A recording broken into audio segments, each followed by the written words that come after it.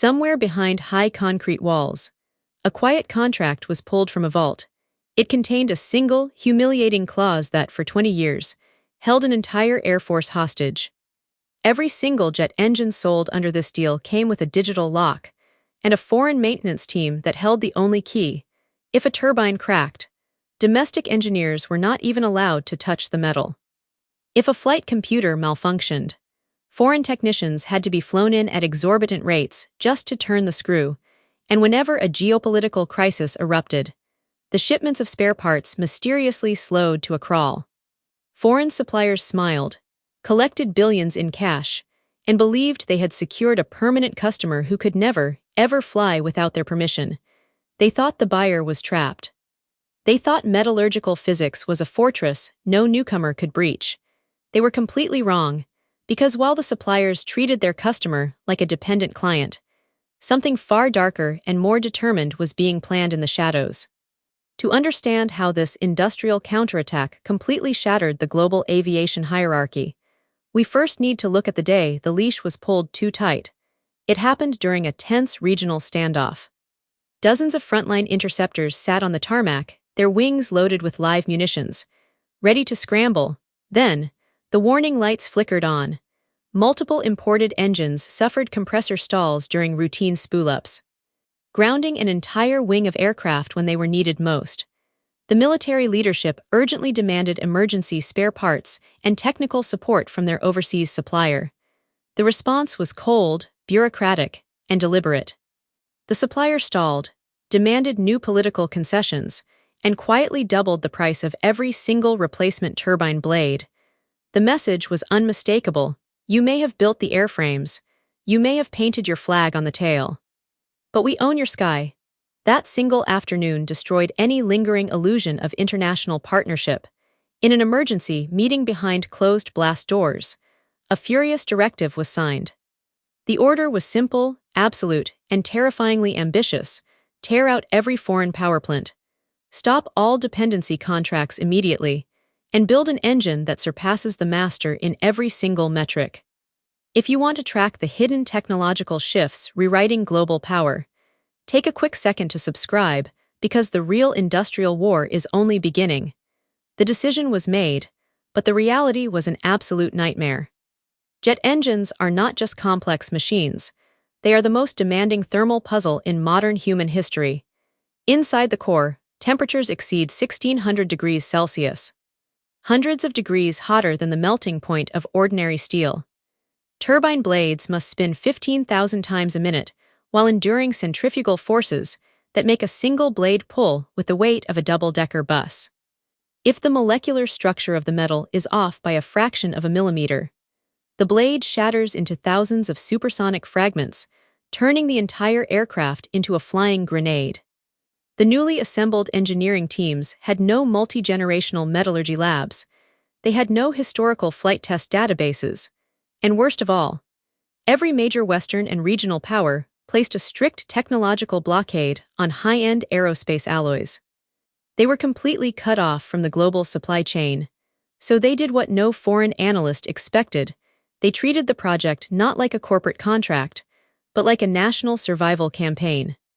Massive research facilities were constructed in isolated mountain valleys, completely shielded from satellite surveillance.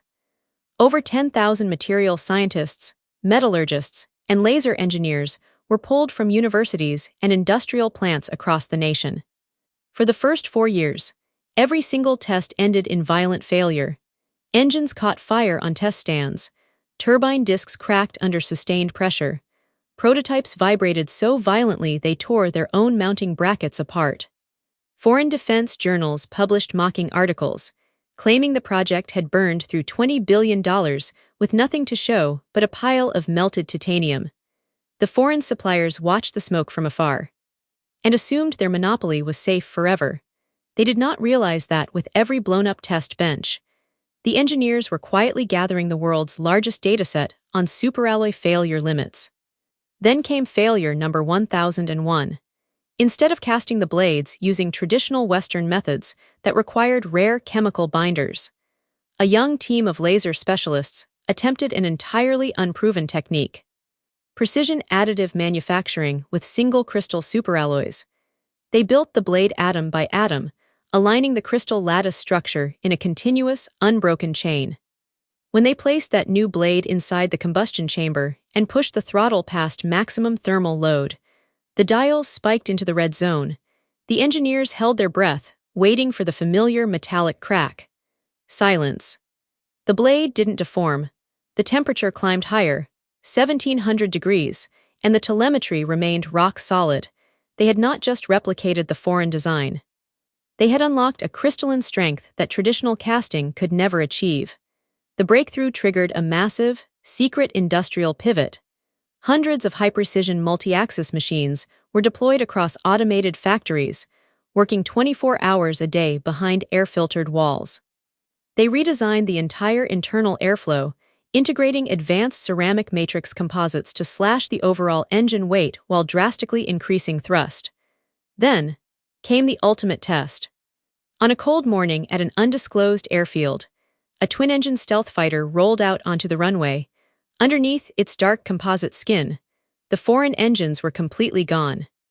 In their place were two brand-new, domestically built powerplants, featuring jagged stealth nozzles and zero foreign code inside the control units. The test pilot pushed the throttle forward. There was no signature trail of black exhaust. There was no delayed throttle response. The aircraft surged down the tarmac, lifted effortlessly into the morning mist, and accelerated past the speed of sound without ever turning on its afterburners. It was supercruising, a capability that only one other nation on Earth had ever mastered in combat service. When the flight telemetry reached military headquarters, the room erupted. The leash had not just been cut, it had been completely obliterated. And that is where the real nightmare for the old suppliers began. Within months, the country canceled all remaining foreign engine contracts, leaving overseas factories with billions of dollars in stranded production lines and empty order books. The former master suddenly found itself without its biggest customer. Even worse, the new domestic engine was more fuel-efficient, produced 15% more thrust, and cost nearly half as much to maintain due to its modular design. A jet that once struggled to patrol coastal waters could now reach deep into the ocean, linger in combat airspace for hours, and return without ever needing an aerial tanker. The entire strategic calculation of the Pacific had fundamentally changed overnight. American defense analysts who once dismissed the program are now urgently calling for multi-billion-dollar upgrades to their own frontline fighters. Because for 40 years, the United States built its entire air dominance doctrine around one single assumption, that no rival could ever mass-produce a high-thrust, stealth-compatible engine with true supercruise capability. That assumption is now dead. The factories that were once mocked for failing to produce basic parts are now rolling out advanced powerplants by the hundreds every single year. Outpacing the entire production capacity of the Western defense base, the tables have completely turned. The nation that was once told it could not fly without permission is now building the very machines that threaten to push everyone else out of the sky.